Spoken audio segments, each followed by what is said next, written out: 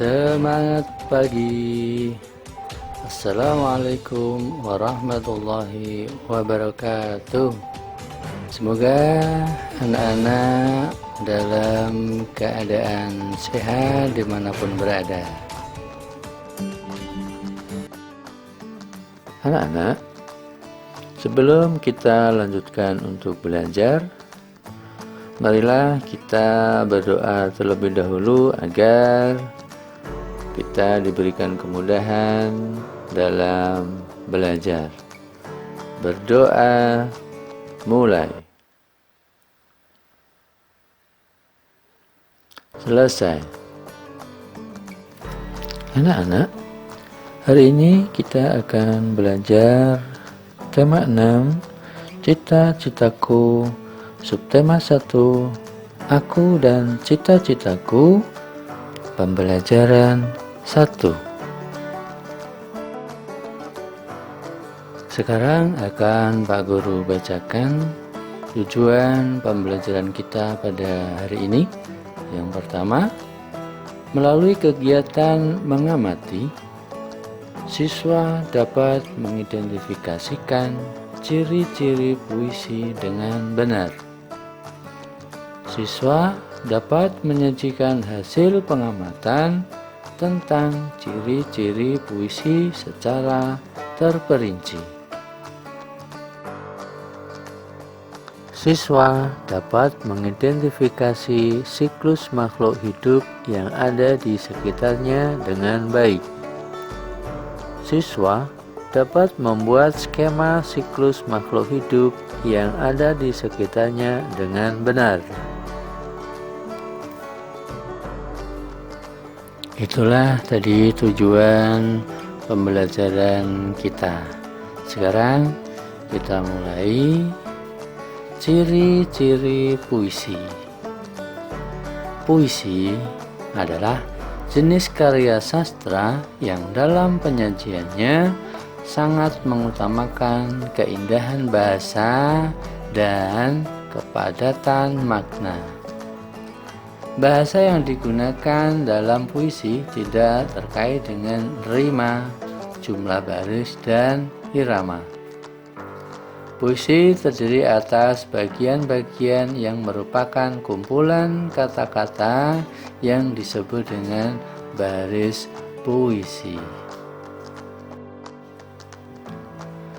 Baris-baris puisi yang terkumpul menjadi bagian-bagian yang disebut bait puisi.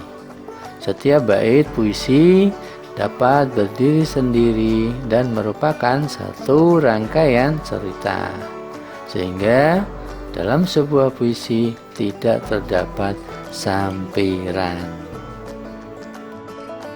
Nah, itu adalah ciri-ciri puisi. Sekarang silakan anak-anak simak video puisi yang berjudul Cita-citaku. Cita-citaku. Anganku melayang ke masa depan. Aku ingin menjadi seorang guru. Guru adalah pejuang ilmu di garis depan.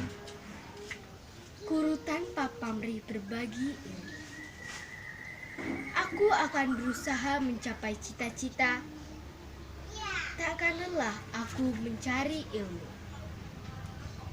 Takkan aku berpangku tangan saja demi tercapainya cita-cita. Nah, anak-anak sudah menyimak videonya kan? Ya. Nah, dari video tadi, puisi tersebut dapat dicirikan sebagai berikut.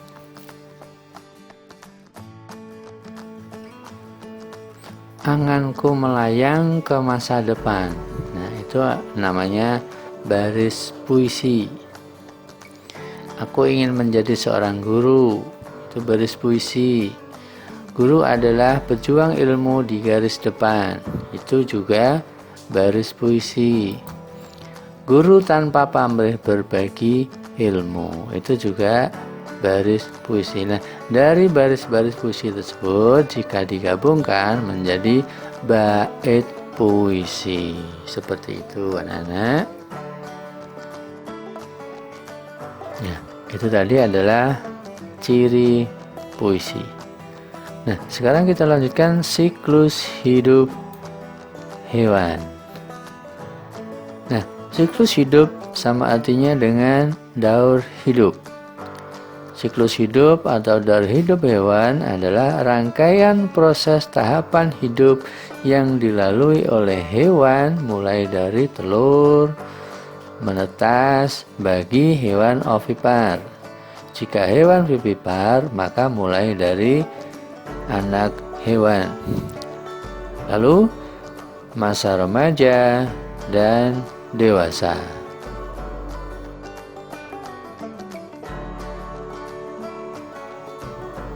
Ada beberapa hewan yang dalam hidupnya mengalami metamorfosis atau perubahan bentuk, dan ada yang tidak mengalami metamorfosis. Nah, metamorfosis adalah pertumbuhan pada hewan berupa bentuk hewan muda yang berbeda dengan hewan dewasa. Sebagian hewan mengalami siklus hidup tanpa metamorfosis. Siklus hidup tanpa metamorfosis itu merupakan proses pertumbuhan yang tidak mengalami perubahan bentuk tubuh. Contoh, ada kucing, ayam, bebek, ikan, burung, dan kelinci. Itu adalah beberapa contoh hewan yang tidak mengalami metamorfosis. Sekarang kita bahas satu-satu. Siklus hidup ayam. Berikut adalah tahapan pertumbuhan pada ayam. Ayam menghasilkan anak dengan bertelur. Telur ayam perlu dierami kira-kira 21 hari agar dapat menetas. Setelah pertumbuhan bakal anak ayam di dalam telur sempurna, telur menetas menjadi ayam. Sehingga menetaslah ayam. Anak ayam tampak lucu dengan bulu-bulu halusnya. Makin lama, anak ayam tumbuh makin besar. Bulu-bulu halus berubah menjadi bulu-bulu seperti induknya. Bulu ayam dewasa lebih besar dan memiliki semacam poros di tengahnya. Setelah dewasa, ayam berkembang biak dan menghasilkan telur. Nah, dari telur ini, siklus hidup ayam yang baru dimulai. Sekarang, siklus hidup kucing. Berikut adalah tahapan pertumbuhan pada kucing. Kucing menghasilkan anak dengan cara beranak atau melahirkan. Sebelum anaknya lahir, kucing dewasa mengalami masa mengandung selama 60 sampai 70 hari. Setelah itu, lahirlah anak kucing yang belum dapat bergerak dengan lincah dan belum dapat makan sendiri. Dia hanya menyusu pada induknya. Setelah umurnya lebih dari sebulan, barulah anak kucing dapat makan makanannya selain susu.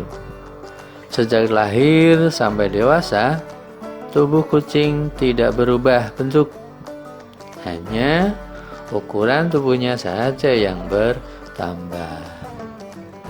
Setelah dewasa, ukuran tubuh kucing makin besar, gerakannya makin lincah dan memiliki rambut lebat. Kucing dewasa dapat memanjat dan meloncat dari tempat yang tinggi.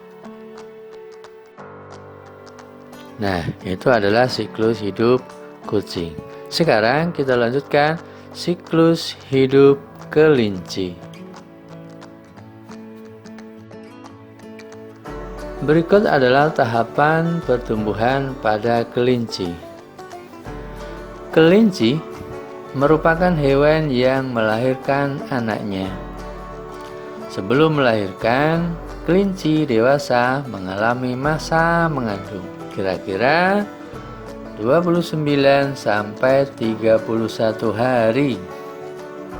Setelah itu, lahirlah kelinci kecil dan belum ditumbuhi rambutnya. Nah, setelah 6 sampai 8 minggu, kelinci dapat makan selain susu dan mulai tumbuh rambutnya. Sejak lahir sampai dewasa, tubuh kelinci tidak berubah bentuk, hanya ukuran tubuhnya yang bertambah besar. Setelah dewasa, ukuran tubuh kelinci makin tumbuh besar. Rambutnya makin lebat dan gerakannya sangat lincah, dapat meloncat hingga jauh. Nah, itulah tadi penjelasan dari siklus hidup ayam, siklus hidup kucing, dan siklus hidup kelinci. Anak-anak, silakan kerjakan soal di bawah ini. Amati gambar di bawah ini, lalu tulislah urutan yang benar dengan memberi angka.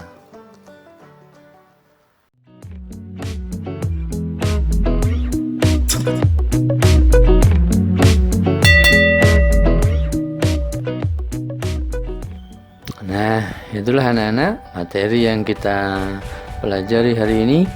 Mudah-mudahan anak-anak mendapatkan pemahaman yang lebih baik. Begitu dari Pak Guru, kita cukupkan sekian. Sampai jumpa di video pembelajaran berikutnya. Assalamualaikum warahmatullahi wabarakatuh.